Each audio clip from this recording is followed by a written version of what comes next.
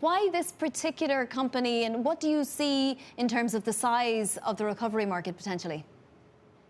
I think when I first got involved with this company, I think recovery was still sort of a newer thing. And I think as people get smarter and they learn more and more about performance, I think it trends more to recovery. The better you can recover, the harder you can work out, the better you can perform. So that was the reason why I got in so early, because I realized that this was going to be a trend, and this is how it's going to happen. So, I'm really proud of the work Hyperice has done, because they've just continually taken the next step and pushed the envelope when it comes to recovery. Yeah, and so many more athletes are sort of getting, hip to the idea that they should be involved with their own investments, right? And it benefits them a lot more than just giving their money away. You're actually going for a seat on the board. What do you want to accomplish with that? Really just to help, move the company forward. It's already in great hands. Anthony Katz has been unbelievable. His innovation, his drive, is the reason why I wanted to be involved from the beginning. And for me, it's just about getting that experience, and then also, making sure that I'm available to help this company grow in whatever way possible. And it's already in 68 countries. The device set to exceed $200 million in revenue this year.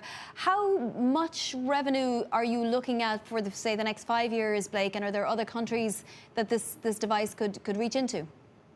We're definitely looking to push the envelope, but as far as numbers and all that, those are things that are sort of a little bit above what I'm working on right now. So I trust everybody that's in executive roles in that company, in this company, and I'm just there to support in whatever way I can.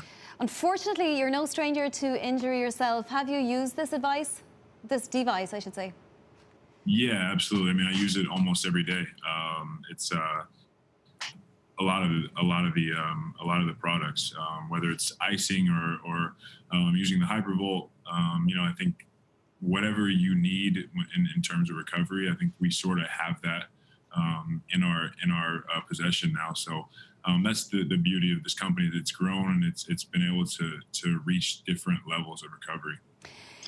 Blake, can I just ask you, because there's so much of the rumor mill grinding out there at the moment, there is talk that you might, end up in a different team very soon. There's a few teams mentioned, the Lakers at one point and the Heat at another point, and Denver maybe.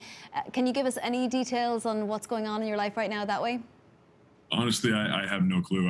As for right now, I'm a Detroit Piston, and whenever the season starts, I'll be ready to play and play for them. And I'll sort of let our front office and I'll let my agent deal with all that stuff. But for me personally, it's all about focusing on the team that I'm on, and I'm a Detroit Piston, so that's my only focus. Absolutely.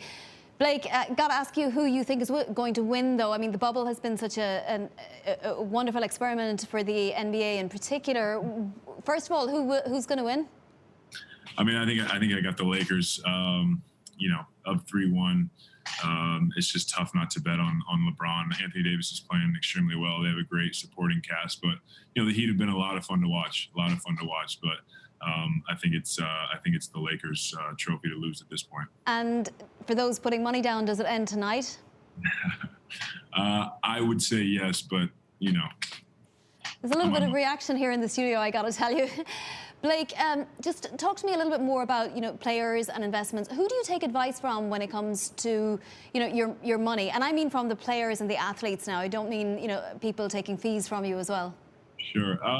There's a lot of different guys. When I first came into the league, there was older guys who had sort of figured out. I think a lot of people had heard the horror stories of athletes in general, not just basketball players, but athletes, making a lot of money and then going broke. So I think the next generation of players were much smarter. So I mean, there's countless guys who have great investments going on, have a lot of stuff off the court.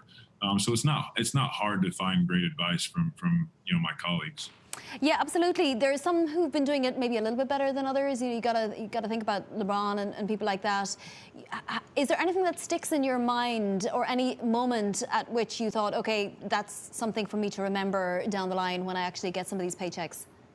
Yeah, I think getting in early on. You know, a lot of guys, like as athletes, you know, I came into the NBA at age 20, and you know, you have that idea in your mind that you're going to play forever, but it's never too early to start setting the groundwork for your second career. And that doesn't mean you don't care about basketball. I've put everything I can into basketball, but at the same time, you know, a great career in the NBA is 15 years. So I think it's smart to, you know, be a little bit forward thinking, and make sure that you have different avenues and different things set up for when you are done playing.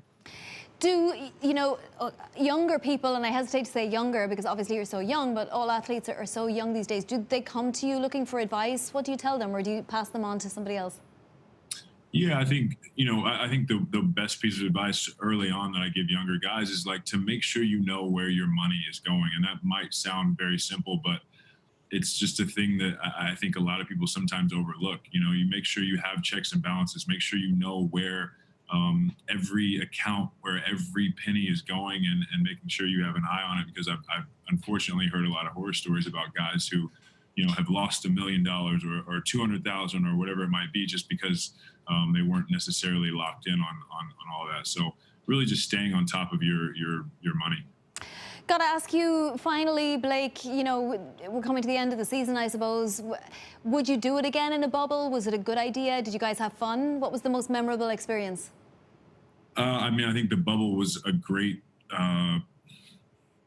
It was a great thing. I think Adam Silver, I think the NBA, the NBPA, they did an unbelievable job of putting this together, and showing that it can be done, and also making sure that the players were comfortable and healthy. So hopefully this isn't a situation that we ever have to visit again. But you know, when it comes to either being able to play or not, yeah, I think it could definitely be done again.